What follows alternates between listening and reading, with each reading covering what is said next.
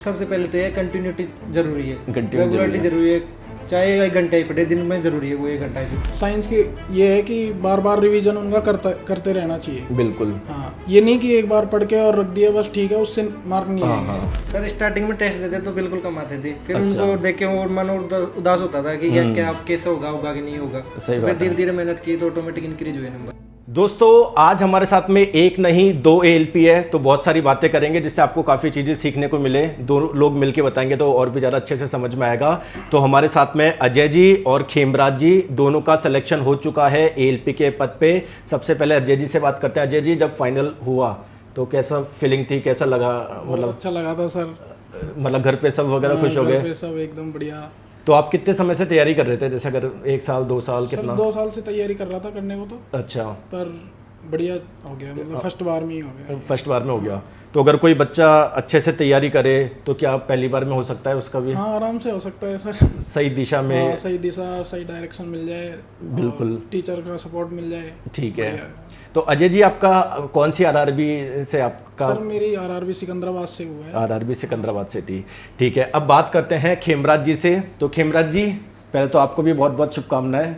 जब फाइनल आया तो कैसा फीलिंग होती है, मतलब कि इतने समय से यार मेहनत कर रहे थे, तैयारी कर रहे थे? सर खुशी तो होगी ना, 2 साल की मेहनत है। बिल्कुल बिल्कुल। जब फाइनल पैनल में नाम आता है तो खुशी अलग ही होती है वो एक। बिल्कुल। तो अब जब आप फाइनल ALP बन गए तो आपके भी आस पड़ोस में बहुत से लोग पूछते होंगे कि भैया बताओ कैसे पढ़ाई करी, कैसे पढ़ाई करी? सर सबसे पहले तो ये कंटिन्यूटी जरूरी है, Continuity रेगुलरिटी जरूरी है, चाहे 1 घंटा ही पढ़े दिन में जरूरी है वो 1 घंटा ही। बिल्कुल। वो है वो सिलेक्शन तो हो जाएगा सर। हाँ, सिलेक्शन हो जाएगा अगर बिल्कुल लगे रहेंगे तो। लगे रहेंगे तो ठीक है। खेमराज जी, जैसे अभी आप ALP का आपने मेडिकल भी दिया है, तो अगर मेडिकल के बारे में बताइए, क्या क्या टेस्ट होते हैं वहाँ पर, आपके क्या क्या टेस्ट हुए? सर सबसे पहले तो वहाँ पे अपन को 8 बजे खाली पेट रिपोर्ट करनी होती है। ठीक है। फिर वहाँ पे आई टेस्ट, एक्सरे, ECG और क्या नाम से फिजिकल, और क्या नाम से ये फिजिकल टेस्ट होता है। फिर ये हृदय में कोई दिक्कत नहीं है, ECG BCG में और सारी प्रॉब्लम दिख जाती है। ठीक है। तो कई बच्चे क्या टेस्ट में घबरा जाते हैं, उनका BP जाता है। आपके साथ भी बात मेरा है? खुद का सर वो हृदय की धड़कन बढ़ गई थी तो इको करवाया था। अच्छा। फिर इको करवा के रिपोर्ट सबमिट किया तो को जाओ आप फिट हो। हाँ, क्योंकि मतलब जितने बच्चे हैं ना, लगभग सबका ये था कि सर मैं टेंशन हो जाती है उस समय ये। टेंशन हो जाती है, वो धड़कन कमी नहीं होती सर। हाँ, तो बाकी मतलब बच्चों को ऐसे डरने की जरूरत नहीं है, मतलब जब मेडिकल हो उनका तो रिलैक्स होके जाए ना। हाँ सर, आई सही है तो फिर लगभग सही है मेडिकल। ठीक है। अब अजय जी, आपसे बात करते हैं। जैसे आपने ALP का एग्जाम दिया, उसमें CBT 1 में साइंस थी, तो साइंस के बारे में थोड़ा सा बताइए, कैसे पढ़े बच्चे? क्योंकि साइंस से काफ़ी डर लगता है, पता नहीं क्या है। तो आप बताइए कैसे पढ़ाई करी, और अगर बच्चा अच्छे से पढ़े तो उसको भी साइंस में मार्क्स उसके भी आ जाएंगे क्या अच्छे? हाँ, आराम से आ सकते हैं सर। तो साइंस की ये है कि बार बार रिवीजन उनका करते रहना चाहिए। बिल्कुल। हाँ, ये नहीं कि एक बार पढ़ के और रख दिया बस ठीक है, उससे मार्क नहीं आएंगे। बार बार रिवीजन करते रहो, आराम से मार्क बनेंगे। कई बच्चे तो सिलेबस ही पूरा नहीं करते, पढ़ाई नहीं करते, रिवीजन की तो बाद में होती है। और कुछ बच्चे जो पढ़ लेते हैं वो सबसे बड़ी गलती ये करते हैं, वो रिवीजन नहीं करते। नहीं सर, रिवीजन करना बहुत जरूरी है सर, रिवीजन से ही बन पाता है सब कुछ। और अजय जी, जब आप तैयारी कर रहे थे तो कैसे मन में विचार आते थे कि यार मेरा सिलेक्शन होगा या नहीं होगा, और मतलब ऐसे विचार आपके भी आते थे क्या? ऐसे तो होता ही है, लेकिन पर तैयारी मतलब बढ़िया करते रहो और मॉक टेस्ट लगाते रहो तो बढ़िया बनता रहता है रूटीन उससे। ठीक है। मॉक टेस्ट से ही एक क्वेश्चन अभी मेरा उठ के आ रहा है, जो मैक्सिमम बच्चों के साथ में दिक्कत रहती है कि जब मॉक टेस्ट देता है नंबर कम आते हैं तो ऐसे डिप्रेस हो जाते हैं, बोले सर यार। ऐसा नहीं होना चाहिए, नंबर कम आएंगे ही स्टार्टिंग में, तो धीरे धीरे नंबर इंक्रीज होते हैं। ऐसे नहीं कि एक बार में ही नंबर आ गए। तो नंबर कम आए तो फिर क्या करने चाहिए? जो क्वेश्चन गलत हुए उस पे एनालिसिस करना चाहिए, किस वजह से हुआ। हाँ, उस पे एनालिसिस। ठीक है। साथ में जी अब ये भी बताइए, CBT 2 में था बेसिक साइंस एंड इंजीनियरिंग, है ना? तो उसके बारे में बताइए कि वो भी क्या सब्जेक्ट अच्छे से पढ़े हो जाएगा, आसान सही है? आराम से हो जाता है, उसकी कोई ज़्यादा दिक्कत नहीं है सर। फिजिक्स से रिलेटेड है पूरा, वर्क्स ऑफ कैलकुलेशन, उसमें कोई ज़्यादा दिक्कत नहीं है, उसमें आराम से हो जाता है। अब लेकिन कई बच्चे जो पहली बार सर, ये सब्जेक्ट का नाम ही बिल्कुल अलग है, जैसे मान लो मैथ्स, रीजनिंग, ये सब्जेक्ट, ये नाम तो कई बार सुना है, लेकिन बेसिक साइंस इंजीनियरिंग सुनते ऐसा लगता था नहीं सर, उसको पढ़ेंगे तो आराम से क्लियर हो जाएगा, ऐसी कोई बात नहीं। अच्छा, आराम से हो जाएगा, कोई दिक्कत की बात नहीं है। ठीक है। खेमराज जी, अब आप मुझे बताइए, सेम क्वेश्चन मैं आपसे पूछूंगा। पहले साइंस की बात करते हैं, विज्ञान की। तो क्या पहले आपको भी, अगर 2-3 साल पहले की बात करें, आपका भी ये वीक सब्जेक्ट था, या फिर फिर सर हाँ सर मैंने भी पढ़ाई करी फिर मेरा भी अच्छा हो गया? इतना स्ट्रॉन्ग सब्जेक्ट तो नहीं था, लेकिन सर वो तो टाइम लगता है धीरे धीरे इंक्रीज होने में। कुछ भी चीज़ हम कंटिन्यू मेहनत करेंगे तो वो तो सुधार तो आएगा ही उसमें। ठीक है। तो खेमराज जी, जैसे मान लो बच्चे को ऐसे कैसे करना चाहिए, जैसे एक बार पहले ढंग से पहले चैप्टर पढ़े, क्लास देखे, है ना, उसके बाद मतलब कैसे सर पहले खुद कंटिन्यू वीडियो देखेगा, ठीक है। क्लास ले, फिर उसके खुद के नोट्स बनाएंगे तो बात अलग रहेगी उसकी। ठीक तो है। फिर उनको रिवाइज करते रहेंगे तो ऑटोमेटिक सुधार तो आएगा खुद खुद की लाइफ में।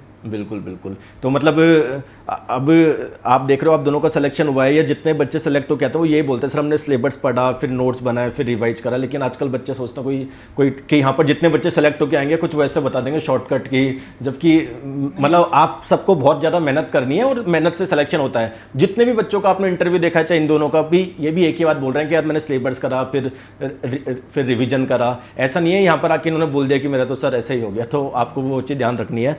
खेमराज जी, साथ में वही टेस्ट वाली बात की नंबर क्या आपके भी थोड़े कम आते थे और आपको भी ऐसा लगता था क्या कि सर स्टार्टिंग में टेस्ट देते तो बिल्कुल कम आते थे, फिर उनको देख के और मन और उदास होता था कि क्या आप कैसे होगा कि नहीं होगा। सही फिर धीरे धीरे मेहनत की तो ऑटोमेटिक इंक्रीज हुए नंबर, फिर धीरे धीरे इंक्रीज हो गए। और जैसे मान लीजिए एक एग्जांपल की 100 क्वेश्चन में से आपके मान लो 50 क्वेश्चन ही सही हुए, 50 गलत हुए या 50 नहीं हुए, तो फिर उसमें आप कैसे करते थे उन क्वेश्चंस को? मतलब देखते थे कि क्या गलती रह गई सर मेरी? उसमें तो एनालिसिस करना पड़ेगा अपना कौन सा टॉपिक कमजोर है, उसको दोबारा देखो, फिर वही तब जाके नंबर इंक्रीज होंगे। बिल्कुल। तो ये पूरी मतलब एक प्रक्रिया ऐसे नहीं है कि भैया ये नहीं है कि 1 महीने में सिलेक्शन हो गया, अपना आए गाँव से पढ़ लिए, हाँ, कम से कम 1 साल तो लगेगा सर। 1 साल तो लगेगा। और मतलब आप, मैं तो बोल रहा हूँ अगर 1 साल में भी हो जाता है तो बहुत अच्छी बात है, अगर सही दिशा में अगर आपने। वैसे 2018 के बाद में अभी वैकेंसी आई तो 6 साल में तो आदमी को बिल्कुल सही बात है। और मैं तो बोल रहा हूँ अभी बिल्कुल गोल्डन पीरियड से चल रहा है। जैसे 2024 में भर्ती आई, फिर 25 में आई, अभी 26 की आई। वो बच्चे का सोचो जो 2020 में था, जबकि कोई भर्तियां नहीं थी, ना 21 में थी, ना 22 में थी, ना 23 में थी। उसमें तो आधे बहुत लोग बेरोजगार हो गए। हाँ, और ओवर एज भी निकल गई। और फाइनली मैं खेमराज जी आपसे भी कुछ पूछूंगा कि कुछ बच्चों को सलाह देना चाहोगे कुछ भी चीज़ की, भाई आप ये फॉलो करो या फिर ये मत करो, मतलब ये गलतियां मत करो, कुछ भी हो सकती है। सर ये सलाह तो यही है, क्या नाम से कंटिन्यू मेहनत करते रहो और निरसर साइंस के लिए आपको फॉलो करते रहो। मतलब अच्छे से कंटिन्यू से मेहनत करो, सब अपना होता जाएगा। वीडियो देख के नोट्स बना के रहो खुद की। ठीक है। सेम अजय जी, आप भी कुछ 1-2 चीज़ कुछ भी बताना चाहोगे अपने हिसाब से कि ये गलती ना करे या फिर ये चीज़ वो करे? देखो पढ़ाई तो रेगुलर करनी पड़ेगी, वो तो सबसे मेन चीज़ है। ठीक है, इसका कोई ऑल्टरनेट ये तो है। हाँ। बाकी ये है कि भाई एक अच्छी दिशा मिल जाए, वो सबसे बेटर है जी। तो मैं ये बताता हूँ कि भाई मैंने खुद ने किया है कि नीरज सर के नोट्स वगैरह बहुत प्रॉपरली हैं, मतलब शॉर्ट नोट्स हैं और अच्छी चीज़ है, पूरी चीज़ प्रॉपर तरीके से मिल जाती है उसमें, कंटेंट भी अच्छा है, तो सब चीज़ उनसे पढ़ाई करो आराम से। साइंस का तो हो ही जाएगा, बाकी तो और हाँ बिल्कुल, बाकी अपने हिसाब से बच्चे देख सकते हैं। तो देखिए दोस्तों, ये थी इनकी कहानी, जिन्होंने बेहतरीन तरीके से दोनों ने अपनी बातें बताई, है ना। तो आई होप आप भी जो इनकी बातें हैं उनसे कुछ चीज़ें सीखेंगे, अपनी तैयारी में इम्प्लीमेंट करेंगे और अगली बार आप भी अपनी नौकरी पे पहुंचेंगे और यहाँ पर आके आप भी लाखों बच्चों को अपनी कहानी के माध्यम से प्रेरित करेंगे। धन्यवाद।